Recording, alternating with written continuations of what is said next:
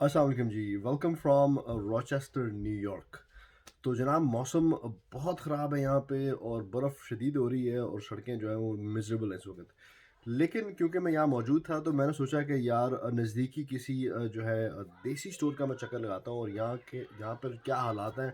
How is it different from Pennsylvania, क्योंकि मैं Pennsylvania रहता हूँ तो मुझे थोड़ा सा कंपैरिजन करना था कि यहाँ पे क्या हालात हैं। तो मैं यहाँ पे एक करीबी जो था देसी स्टोर वहाँ चला गया। हेनरियाटा रोड पे है। आई मीन अब लोग खुद ही गेस कर लेंगे कि हेनरियाटा रोड पे कौन सा देसी स्टोर है। सो वहाँ चला गया तो वहाँ पर पेंसिल्वेनिया से भी जो हमारा लोकल स्टोर है उससे भी कोई, मैं दो आप तो नहीं कहूँगा लेकिन उससे भी प्राइसेस ज़्यादा थी। मैं चावलों की प्राइसेस देख रहा था, आटे की देख रहा था, उसके अलावा दालें हो गई, मसाले हो गए, इस तरह की चीज़ें मैं देखे। मसाले तो देवर लाइक मिशान मसाले तो थे I believe $2.29 which is kind उसी प्राइस रेंज में थे जो वहाँ पेंसिल्वेनिया में मिलते हैं। उसके बाद जो आटा है वो उससे भी महँगा था और उसके अलावा जो चावल थे वो उससे भी महँगे थे।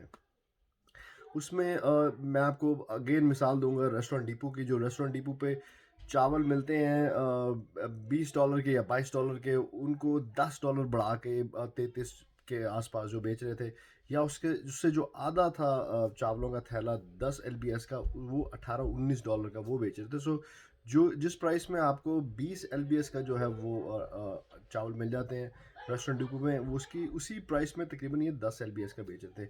पर एनीवेज़, मैं आपको ये आप वीडियोज़ में देख भी सकते हैं कि मैं आपको दिखा रहा हूँ प्राइसेस वगैरह, क्योंकि मैंने प्राइसेस जो हैं वो मैंने रिकॉर्ड की थी प्रोडक्ट्स के साथ, ताकि नज़र आए कि ये किस प्राइसेस में बेच रहे हैं। उसके अलावा मैंने इनकी एक्सपिरेशंस वगैरह चेक की थी। I mean obviously I didn't have time to check everything, but again 2-4 मैंने चेक की। तो एक्सपिरेशंस जो थी मसालों की मैंने सिर्फ चेक की। मसालों की एक्सपिरेशंस जो थी वो ठीक थी।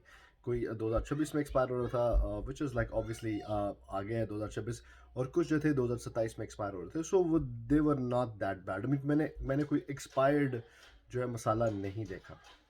उसके अलावा मुझे कुछ लेना नहीं था वहाँ से, तो मुझे कोई ओवर प्राइसिंग या जो चीज़ें ऐड कर देते हैं उसका कोई मसला जो है वो पेश नहीं आया। वो तो जब तक मैं ख़रीदता ना तो मुझे पता ना चलता। उसके अलावा ये कि जो चीज़ मुझे अच्छी लगी, आई मीन प्राइसिंग ज़्यादा है या नहीं ज़्यादा, दैट्स अ डिफरेंट स्टोरी।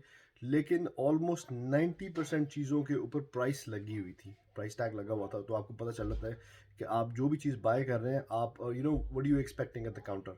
तो अगर आप काउंटर पे लेके जाते हैं 699 लिखा हुआ, so you know obviously it should be 699। लेकिन मज़े की बात ये है कि 90% जो चीज़ें उस पे जो है प्राइस टैग लगा हुआ था, जो कि ठीक था। लेकिन प्राइसेस जो थी वो काफ़ी ऊपर थी यार, पेंसिल्वेनिया से भी ज़्यादा थी यार। सो ये just just so you have an idea कि न्यूयॉर्क या रॉचेस्टर न्यूयॉर्क में जो है प्राइसेस जो हैं इस स्टोर की इस तरह से थी। आई मीन जो दूसरे स्टोर्स हैं अगर उनकी प्राइसेस डिफरेंट हैं, नीचे हैं, कम है, ज़्यादा है, वो आई डोंट नो। लेकिन इस पर्टिकुलर स्टोर की प्राइसेस जो है वो पेंसिल्वेनिया से भी ज़्यादा थी। सो ये हुआ जी यहाँ का देसी स्टोर का रिव्यू मुकम्मल। तो अगर फिर कहीं और गए तो वहाँ पे देसी स्टोर का जो आपको देंगे और रिव्यू और प्राइस कंपैरिजन करेंगे कि क्या प्राइस कंपैरिजन बनता है किसी डिफरेंट लोकेशन का। Thank you very much.